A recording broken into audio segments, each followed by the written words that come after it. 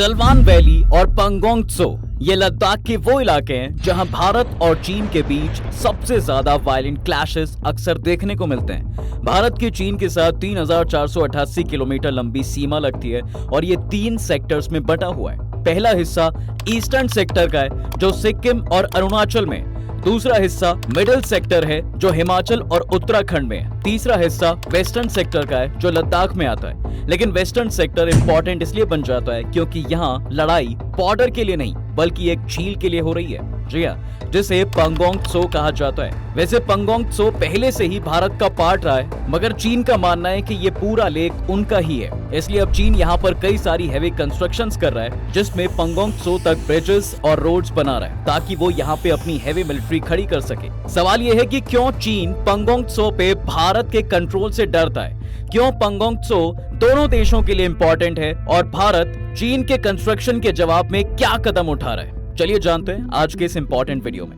पंगोंग त्सो या Pangong lake eastern Ladakh और western Tibet के बीच में स्थित एक ऐसी लेक है जिसका कोई ड्रेनेज आउटलेट नहीं है। तिब्बतन लैंग्वेज में त्सो का मतलब होता है लेक। ये 4225 मीटर की हाइट पर सिचुएटेड है और 134 किलोमीटर लंबी है जो कि 5 सब लेक्स में डिवाइडेड है। इसमें आते हैं पंगोंग त्सो, त्सो न्याक, रोम त्सो जो कि ट्विन लेक्स हैं और न्याक त्सो शामिल है। पंगोंग लेक का लगभग 50% एरिया चाइना ऑक्यूपाइड तिब्बत में है और 40% इंडिया के लद्दाख में आता है। बचा हुआ 10% एरिया भारत और चीन के बीच में डी फैक्टो बफर जोन का काम करता है। नमकीन पानी होने के बावजूद ये लेक विंटर्स में जम जाती है जिससे कुछ एरियाज में व्हीकल इससे ऊपर से जा सकते हैं। यहाँ ये भी कहा जाता है कि 19वीं सेंचुरी के डोगरा राजा जोरावर सिंह ने तिब्बत पर हमला करने से पहले अपने सोल्जर्स और हॉर्सेस को इसी फ्रोजन रिवर पर ट्रेनिंग दी थी। जिस 10% एरिया के बारे में अभी बताया गया उसको ही लेके इन दोनों देशों के बीच डिस्प्यूट चल रहा है। ये रीजन यहाँ पे बार बार हो रहे क्लैशेस का कारण है। ये लेक 3 माउंटेन रेंजेस से घिरी हुई है। लेक के वेस्टर्न बैंक की रेंज काराकोरम के नाम से जानी जाती है, वहीं लेक के साउदर्न बैंक से पास होने वाली रेंज को कैलाश रेंज कहा जाता है। और इसी तरह लेक के नॉर्दर्न और ईस्टर्न बैंक के करीब जो माउंटेन रेंज मौजूद है उसका नाम है चांग चेनमो और इसी रेंज में ऐसे पॉइंट सिचुएटेड है साहब जिसकी वजह से ये पूरा डिस्प्यूट चल रहा है।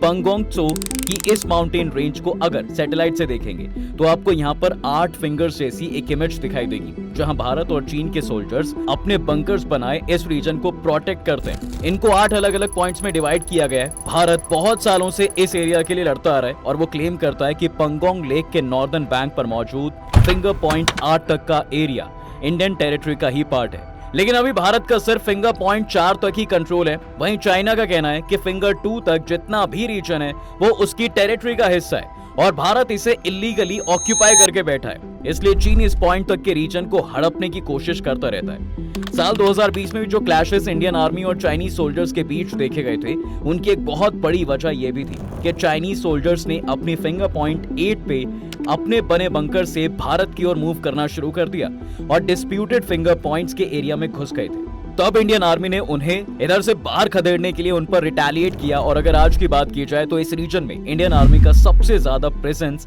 फिंगर पॉइंट 3 तक ही है, जहां उनकी धन सिंह थापा नाम की एक परमानेंट पोस्ट मौजूद है। वहीं दूसरी ओर चाइना की सबसे ज्यादा प्रेजेंस फिंगर पॉइंट 8 तक है, जहां उन्होंने भी एक परमानेंट पोस्ट बना रखी है। इसलिए फिंगर पॉइंट 4 से लेकर फिंगर पॉइंट 8 तक का 8 किलोमीटर का ये रीजन दोनों देशों के बीच का बफर जोन बना हुआ है और इसी एरिया के कंट्रोल को लेकर दोनों देश बार बार आमने सामने आते रहते हैं। लेकिन भारत और चीन के बीच ये सब झड़प खाली पंगोंग लेक के नॉर्दर्न बैंक या फिर इस फिंगर पॉइंट्स तक ही सीमित नहीं है, बल्कि इससे भी ज्यादा स्ट्रैटेजिकली इंपॉर्टेंट इस लेक का साउदर्न बैंक भी है, जहां इसी तरह के कई सारे क्लैशेस देखने को मिले थे। हुआ यूं कि जब 2020 में एलएसी के वेस्टर्न सेक्टर में चाइनीज भारत के सोल्जर्स के साथ झड़प कर रहे थे, उसी वक्त एक चाइनीज सोल्जर्स की टुकड़ी ईस्टर्न लद्दाख के रीजन में इन्फिल्ट्रेट करने पहुंच चुकी थी। चाइनीज सोल्जर्स सबसे पहले ईस्टर्न लद्दाख के डेप्सांग प्लेन्स की तरफ बढ़ रहे थे, जहां भारत का दौलत बेग ओल्डी जैसा एक इंपॉर्टेंट मिलिट्री कैंप मौजूद है। ऐसे ही कुछ दिखा गलवान वैली, हॉट स्प्रिंग्स और गोगरा पोस्ट जैसे ईस्टर्न लद्दाख के रीजन्स में भी, जहां चाइनीज इन्फिल्ट्रेशन और इंक्रोचमेंट का भारत शिकार बना था।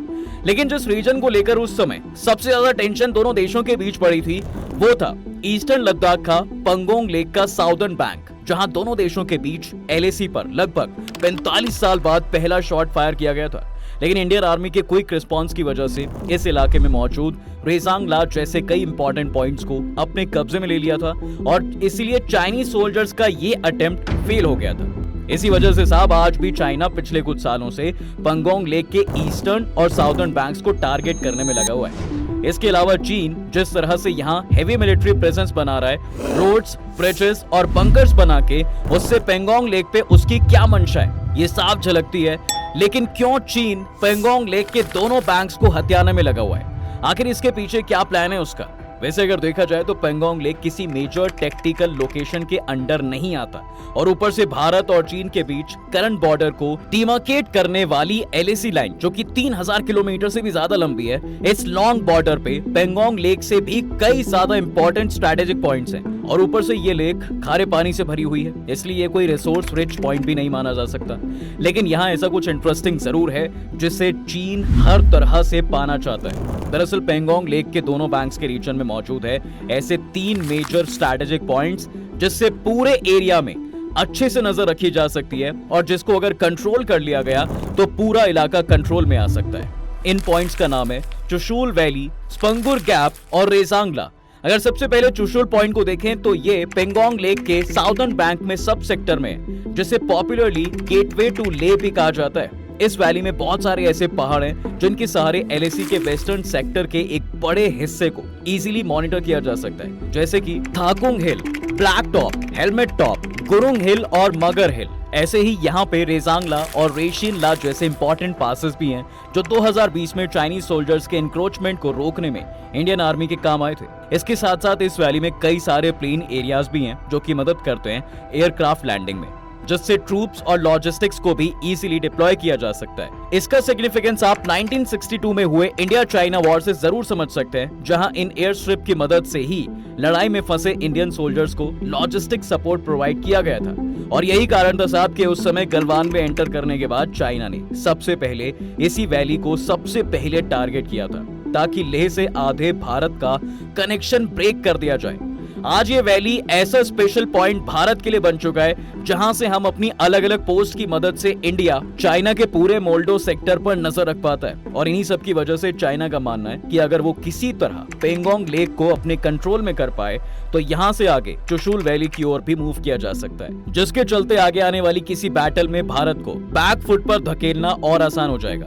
लेकिन चुशूल वैली में खाली इन पॉइंट्स के लिए ही नहीं जाने जाती, बल्कि इस रीजन में एक और स्ट्रेटेजिक लोकेशन मौजूद है जिसके चलते चाइना पेंगोंग लेक को टारगेट करने लगा है। स्पंगुर गैप। स्पंगुर एक लेक है जो कि पेंगोंग लेक से थोड़ा नीचे की साइड में आती है। ये भी एक खारे पानी के ही लेक है, लेकिन यहाँ पर प्रॉब्लम्स अब ये है कि आज के टाइम में इसके पूरे आसपास का एरिया चाइनीज ऑक्यूपाइड तिब्बत में आता है और इसी लेक के पास मौजूद एक पास को स्पंगुर कैप कहा जाता है, जो कि तिब्बत की रुतोग काउंटी से लद्दाख को कनेक्ट करता है। और यही वो पैसेज बन जाता है जो कि चुशूल वैली में एंटर करने के लिए एक दूसरा गेटवे बन जाता है। 1950 के दौर में स्पंगुर गैप के पास भारत की 4 पोस्ट हुआ करती थी, जी हाँ, लेकिन 1962 के वॉर के दौरान चुशूल वैली को बचाने के लिए भारतीय सोल्जर्स को यहाँ से हटना पड़ा था, जिसके बाद ये पूरा एरिया तभी से चाइनीज कंट्रोल में चला गया था।